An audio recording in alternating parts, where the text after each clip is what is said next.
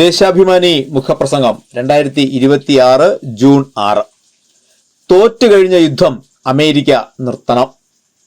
ലോകത്തെയാകെ അനിശ്ചിതത്വത്തിലും ഇന്ധന പ്രതിസന്ധിയിലുമാക്കി അമേരിക്കയും ഇസ്രായേലും ചേർന്ന് ഇറാനെതിരെ ആരംഭിച്ച യുദ്ധം നാളെ 100ാം ദിവസത്തിലേക്ക് കടക്കുകയാണ്. ഇതിനിടെ 2 മാസത്തോളം മുൻപ് സാങ്കേതികമായി വെടിനിർത്തൽ പ്രഖ്യാപിക്കപ്പെട്ടിരുന്നെങ്കിലും കഴിഞ്ഞ ദിവസം പോലും അമേരിക്ക ഇറാനിൽ ആക്രമണം നടത്തുകയും US ഇസ്രായേൽ പക്ഷത്തുള്ള കുവൈറ്റിലും ബഹ്റൈനിലും ഇറാൻ തിരിച്ചടിക്കുകയും ചെയ്തു. ഇസ്രായേൽ ഗസയിൽ പലസ്തീൻ ജനതയ്ക്കെതിരെ നടത്തിവന്ന വംശഹത്യാപരമായ ആക്രമണം 2 വർഷം പിന്നിട്ട ശേഷം കഴിഞ്ഞ ഒക്ടോബറിൽ വെടിനിർത്തൽ പ്രഖ്യാപിച്ചതിന്റെ ആശ്വാസത്തിൽ ലോകം സാധാരണ ജീവിതത്തിലേക്ക് കടക്കുമ്പോഴായിരുന്നു ആഗോള പ്രതിസന്ധി മൂർച്ഛിപ്പിച്ച് യാങ്കി സയനിസ്റ്റ് സഖ്യം മറ്റൊരു യുദ്ധം അടിച്ചേൽപ്പിച്ചത്. 4 പതിറ്റാണ്ടിലധികമായി പാശ്ചാത്യ ഉപരോധവും ഇടയ്ക്കിടെ ശത്രുക്കളുടെ ആക്രമണങ്ങളും നേരിടുന്ന ഇറാൻ ദുർബലമായെന്നും ഉടനെ തറപറ്റിക്കാമെന്നും കണക്കാക്കിയാണ് ഇസ്രായേൽ പ്രധാനമന്ത്രി ബെന്യാമിൻ നെതന്യാഹുവിന്റെ വാക്ക് വിശ്വസിച്ച് അമേരിക്കൻ പ്രസിഡന്റ് ഡൊണാൾഡ് ട്രംപ് യുദ്ധത്തിനിറങ്ങിയത്.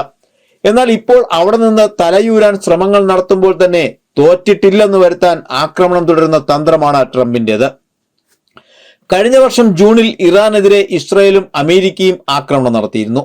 അന്ന് ഇസ്രായേൽ ആരംഭിച്ച യുദ്ധത്തിന്റെ 12ാം നാളിൽ അമേരിക്കയും കൂട്ടാളിക്കൊപ്പം ചേരുകയായിരുന്നു. ഇറാൻ തിരിച്ചടിച്ചപ്പോൾ അന്ന് തന്നെ യുദ്ധം അവസാനിപ്പിച്ചു. ഇറാന്റെ ആണവ പദ്ധതി പൂർണ്ണമായി നശിപ്പിച്ചതായാണ് ട്രംപ് അന്ന് അവകാശപ്പെട്ടത്. 8 മാസത്തിനു ശേഷം വീണ്ടും ആക്രമണം നടത്തുമ്പോൾ ഇറാൻ ആണവ പദ്ധതി ഉപേക്ഷിക്കണം എന്നായിരുന്നു ട്രംപിന്റെ പ്രധാന ആവശ്യം. തന്റെ തന്നെ മുൻ പ്രഖ്യാപനങ്ങൾ വെറും വീരവാദങ്ങളായിരുന്നെന്ന് തെളിയിക്കുന്ന ട്രംപിന്റെ നടപടികൾ അമേരിക്കയെ ലോകത്തിനു മുന്നിൽ നാണം കെടുത്തുകയാണ്. ഇറാന്റെ പരമോന്നത നേതാവായിരുന്ന ആയത്തുള്ള ഖമൈനിയെയും നിരവധി ഉന്നത രാഷ്ട്രീയ നേതാക്കളെയും വധിക്കാൻ അമേരിക്കയ്ക്ക് സാധിച്ചെങ്കിലും ഇതിലൊന്നും തകർന്നു പോകാതെ ശക്തമായി തിരിച്ചടിക്കുന്ന ഇറാനെയാണ് ലോകം കണ്ടത്. അമേരിക്കയുടെ യുദ്ധവിമാനങ്ങളും വിമാനവാഹിനി കപ്പലുകളും അടക്കം തകർക്കുന്നതിൽ ഇറാൻ വിജയിച്ചു. ഇസ്രായേലും 100 കണക്കിന് ടാങ്കുകളും കവചിത വാഹനങ്ങളും മറ്റും നഷ്ടപ്പെട്ടു. മേഖലയിൽ അമേരിക്കയ്ക്ക് താവളം നൽകിയ അറബ് രാജ്യവാഴ്ചകളെല്ലാം ഇറാന്റെ തിരിച്ചടിയിൽ വിറച്ചു. സൈനികമായ തിരിച്ചടിയിൽ ഒതുക്കാതെ ഇറാൻ ലോകത്തെ ഇന്ധന വ്യാപാരത്തിന്റെ പ്രധാന സമുദ്രപാതയായ ഹോർമുസ് കടലിടുക്ക് അടച്ചതോടെ യുദ്ധത്തിന്റെ പ്രത്യാഘാതം മേഖലയ്ക്ക് പുറത്തും അനുഭവമായി.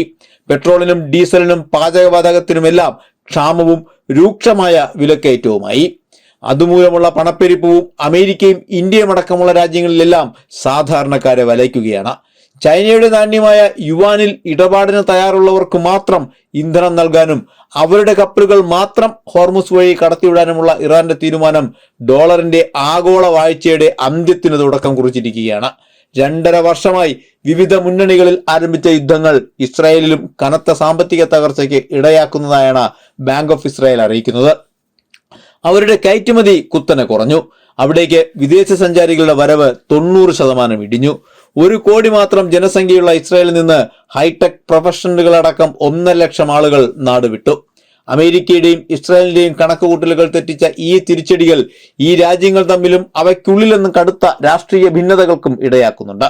ലെബനനിലെ വെടിനിർത്തൽ വിഷയത്തിൽ താൻ കഴിഞ്ഞ ദിവസം നെതന്യാഹുവിനെ കടുത്ത അസഭ്യം പറഞ്ഞതായി ട്രംപ് സ്ഥിരീകരിച്ചിട്ടുണ്ട്. ലെബനനും ഇസ്രായേലും തമ്മിലുണ്ടാക്കിയ വെടിനിർത്തൽ കരാറിനെ ജൂതരാഷ്ട്രത്തിലെ തീവ്ര വംശീയവാദികളായ മന്ത്രിമാർ എതിർക്കുകയാണ്. വെടിനിർത്തൽ കരാറുകളെ പ്രഹസനമാക്കുന്ന പാരമ്പര്യമാണ് അമേരിക്കയ്ക്കും ഇസ്രായേലിനും ഉള്ളതെന്നതിന് ഗസയും ലെബനൻ, ഇറാൻ എന്നിവിടങ്ങളിലെല്ലാം കരാർ ലംഘിച്ച് ഈ രാജ്യങ്ങൾ നടത്തുന്ന ആക്രമണങ്ങൾ തെളിവാണ്. എന്തായാലും ഇറാനെതിരെയുള്ള യുദ്ധം അവസാനിപ്പിക്കാൻ ട്രംപിന്റെ പാർട്ടിക്ക് ഭൂരിപക്ഷമുള്ള US കോൺഗ്രസിലെ പ്രതിനിധി സഭ വീണ്ടും ആവശ്യപ്പെട്ടിരിക്കുകയാണ്. വിയറ്റ്നാമിലും അഫ്ഗാനിസ്ഥാനിലും ഇറാഖിലുമെല്ലാം സംഭവിച്ചതിലും വലിയ പരാജയമാണ് ഇറാനിൽ അമേരിക്കയെ കാത്തിരിക്കുന്നത്. ഇത് മനസ്സിലാക്കി എത്രയും വേഗം പിൻവാങ്ങുന്നതാണ് അവർക്കും ലോകത്തിനും നല്ലത്.